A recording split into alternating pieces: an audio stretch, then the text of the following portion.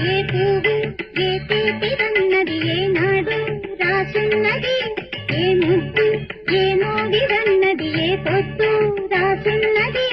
బంధాలై పెనవేయు వయసుకు అందాలే దాసోహమనగా, మందారం విరబూయు పెదవులు మగువులనే సరిచూడమనగా.